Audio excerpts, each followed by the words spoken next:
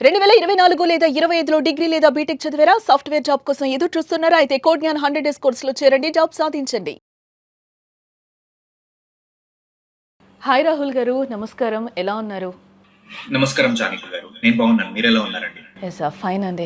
ఈ మధ్య కాలంలో మనం చూస్తున్నాం గోల్డ్ ఎంత హైక్ అయింది, అలాగే సిల్వర్ గూడా ఎంతవరకు వెళ్ళిందనేది చూస్తున్నాం.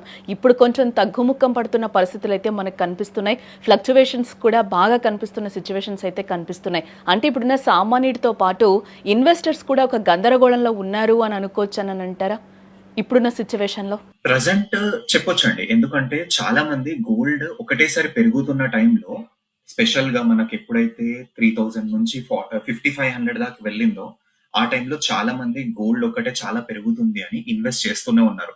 స్పెషల్‌గా చాలా మంది జనవరి 29థ్ అండ్ 30కి ఇన్వెస్ట్ చేసిన వాళ్ళున్నారు. ఒక్క రోజులోనే చాలా ఫాల్‌ని చూసిన వాళ్ళు గూడా ఉన్నారు. అందుకనే లైక్ గోల్డ్ ఏమవుతుంది అని భయపడుతున్న వాళ్ళు చాలా మంది అయితే ఉన్నారు. సో మరి వాళ్ళు ఏం చేయాలి అని అంటే ఫస్ట్ ఒకటి పేషెన్స్ గా వెయిట్ చేయాలి. ఇంకోటి గోల్డ్ అనేది అయినా ఇంకా ఏ అసెట్ అయినా కానీ ఎప్పుడు ఒకటే డైరెక్షన్ లో వెళ్ళదు. సో దాంట్లో పడడం పెరగడం అనేది ఖచ్చితంగా ఉంటుంది అని అర్థం చేసుకుంటే అప్పుడు కొంచెం శాంతిగా ఉంటాం. ప్లస్ ఎప్పుడైనా కూడా పర్చేస్ చేసే ముందు మీరు ఏం ఆలోచించి పర్చేస్ చేశారు అన్నది ఖచ్చితంగా మనం ఆలోచించుకోవాలి. ఒకవేళ మనము షార్ట్ టర్మ్ లో పెరగగానే కొంచెం ప్రాఫిట్స్ బుక్ చేసుకొని అమ్మేద్దాం అనుకున్నామా, లేదు అంటే లాంగ్ టర్మ్ కోసం ఆలోచించామా. లాంగ్ టర్మ్ కోసం అంటే 1-2 ఇయర్స్ కంటే ఎక్కువ అని అనుకున్న వాళ్ళు ఇప్పుడు భయపడాల్సిన అవసరం లేదు. ఇంకా కొత్తగా కొంటున్నారు అని అంటే అప్పుడు కొంచెం ఆలోచించుకోవాలి. కాకపోతే ఉన్న గోల్డ్ అలానే ఉంటే వాళ్ళేం టెన్షన్ పడాల్సిన అవసరం లేదు. కానీ కొందరు ఉంటారు 10 లక్షల రూపాయలు, 20 లక్షల రూపాయలు ఒకటేసారి ఇన్వెస్ట్ చేసి ఉంటారు షార్ట్ టర్మ్ లో. ఒక 4 మంత్స్ తర్వాత, 5 మంత్స్ తర్వాత వాళ్ళు అమ్మేద్దాము, ప్రాఫిట్స్ ని బుక్ చేద్దాము అనుకున్న వాళ్ళు కొంచెము భయపడే అవకాశాలు అయితే కనిపిస్తున్నాయండి. యెస్. అంటే ఇప్పుడు ఇన్వెస్ట్ చేయొచ్చని అంటారు ఇప్పుడున్న పరిస్థితుల్లో మనం? ఎవరైనా ఇప్పుడు ఇన్వెస్టర్స్ ఉంటారు. వాళ్ళు ఇన్వెస్ట్‌మెంట్ పెడదామని అనుకుంటారు. వాళ్ళకి మీరిచ్చే సజెషన్ ఏంటి? ఈ టైంలో రైట్ టైమ్ అంటారా రాహుల్ గారు? సో రైట్ టైమా, రాంగ్ టైమా అనే ముందు ఫస్ట్ మనము ఇన్వెస్ట్మెంట్ హారిజన్ అనేది చెక్ చేసుకోవాలండి. షార్ట్ టర్మ్ కోసమే అని అనుకుంటున్నాం అనుకోండి, 1 ఇయర్ లోపు అని అనుకుంటున్నాం అనుకోండి, సో 1 ఇయర్ లో ఏమవుతుంది అన్నది ఎవ్వరు కూడా చెప్పలేకపోతారు. ఎందుకంటే అన్ని ఎక్స్టర్నల్ ఫ్యాక్టర్స్ మీద డిపెండెంట్ అయి ఉంటాయి. ఇంట్రెస్ట్ రేట్స్ పెరిగితే గోల్డ్ ప్రైస్ పడిపోతుంది, లేదా గ్లోబల్ గా టెన్షన్స్ తగ్గిపోతే గోల్డ్ ప్రైస్ పడిపోతుంది. సో ఏదైనా అవ్వచ్చు. ప్లస్ ప్రజెంట్ సర్కమ్స్టాన్సెస్ ని చూసుకుంటే లైక్ అవేవి న్యూస్ అయితే అగ్రెసివ్ గా అలా అవ్వట్లేదు, మొత్తం శాంతి అయినట్టు కనిపించట్లేదు, మొత్తం పెరిగిపోతున్నట్టు కనిపించట్లేదు. సో ఇవి ఎప్పుడైతే గ్లోబల్ గా టెన్షన్స్ అనేటివి ఏం అవుతున్నాయి అని కనిపించకపోయినప్పుడు ఇలా ఇప్పుడైతే కరెక్ట్ స్టాగ్నెట్ లోనే నడుస్తూ ఉంది. పైనకి వెళ్తుందా కిందికి పెరుగుతుందా షార్ట్ టర్మ్ లో వాళ్ళకైతే అర్థం కాదు. అందుకని షార్ట్ టర్మ్ లో బల్క్ ఇన్వెస్ట్ చేసుకునే వాళ్ళైతే లైక్ నేనైతే సజెస్ట్ చేస్తాను, ఫస్ట్ మార్కెట్ గురించి రీసెర్చ్ చేయండి. ఒకవేళ అర్థం కాలేదనుకోండి, ఆగండి. కాకపోతే ఫ్యూచర్ కోసం 10 సంవత్సరాల తర్వాత, 20 సంవత్సరాల తర్వాత నేను గోల్డ్ లోనే ఇన్వెస్ట్ చేసుకుంటాను అనుకున్న వాళ్ళు ఇన్వెస్ట్ చేసుకోవచ్చు. ఎందుకు అని అంటే లాంగ్ టర్మ్ లో చూసుకుంటే ఇప్పుడు ఆల్మోస్ట్ ఒక 15-20% పడిపోయింది.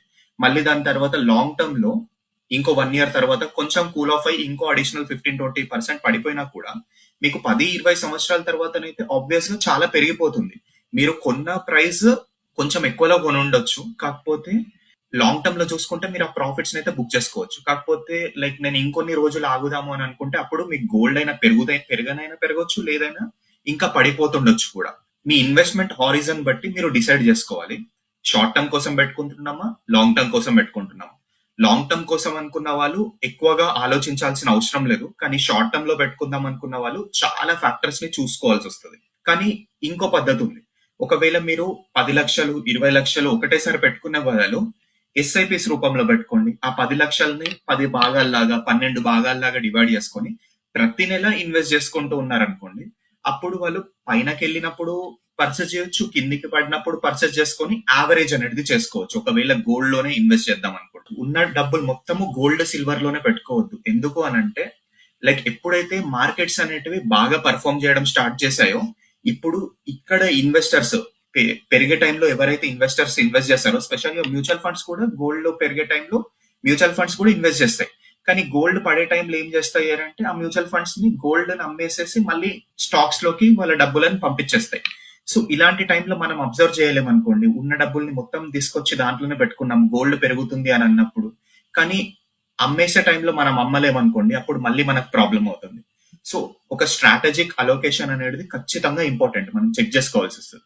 రాహుల్ గారు ఒకటి అంటే సామాన్యులకైతే కొంచెం గోల్డ్ రేట్స్ తగ్గుతున్నాయి కాబట్టి కొంచెం ఊరటనిచ్చే అంశంగా కూడా మనం చూడొచ్చు.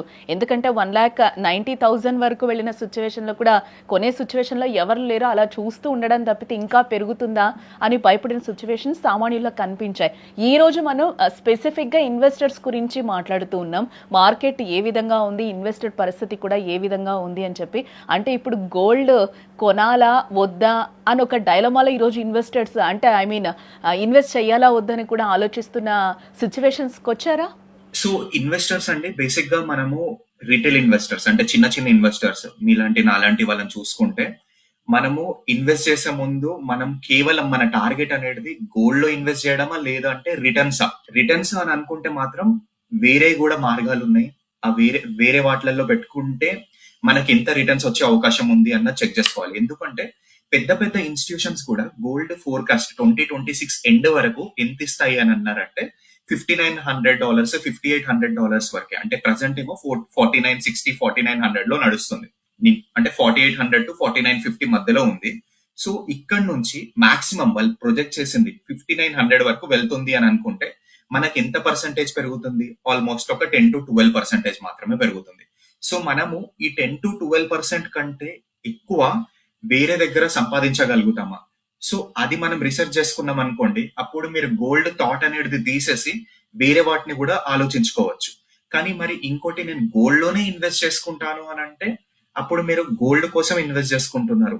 గోల్డ్ లోనే ఇన్వెస్ట్ చేసుకుంటాను అని అంటే ఎందుకు ఇన్వెస్ట్ చేసుకుంటున్నారా అన్న క్వశ్చన్ అయితే చేసుకోవాలి. మనం లాంగ్ టర్మ్ లో ఆ గోల్డ్ ని వాడుకోగలుగుతాము, జ్యువెలరీ కోసం చేసుకోగలుగుతాము అంటే అప్పుడు మీరు లాంగ్ టర్మ్ కోసం కాబట్టి ఆ టైంలో ఇన్వెస్ట్ చేసుకోవచ్చు. కానీ షార్ట్ టర్మ్ లో కేవలం రిటైల్ ఇన్వెస్టర్స్ రిటర్న్స్ కోసం మాత్రమే అని అనుకుంటే, సో ఆ రిటర్న్స్ దేని మీద డిపెండెంట్ అవుతాయి అని అర్థం చేసుకోవాలి. రిటర్న్స్ దేని మీద డిపెండెంట్ అవుతాయి అని అంటే, మార్కెట్స్ ఒకవేళ బాగా పర్ఫామ్ చేయడం స్టార్ట్ చేసాయి అనుకోండి, గోల్డ్ ఎప్పుడు 20% 25% పెరగలేదు. చాలా సార్లు 1980లో 2012 నుంచి 2018 వరకు ఎప్పుడైతే చాలా పెరిగిపోయిందో దాని తర్వాత పడిపోయిన సందర్భాలు ఉన్నాయి. సో ఎంత త్వరగానైతే పెరిగిందో దాంట్లో ఒక 10-20% కూల్ ఆఫ్ అయ్యే అవకాశం కూడా ఉంటుంది. మనము రిటర్న్స్ ని చూసుకొని ఇన్వెస్ట్ అనేది ప్లాన్ చేసుకోవాలి, రిటైల్ ఇన్వెస్టర్స్ అయినా పెద్ద పెద్ద ఇన్వెస్టర్స్ అయినా.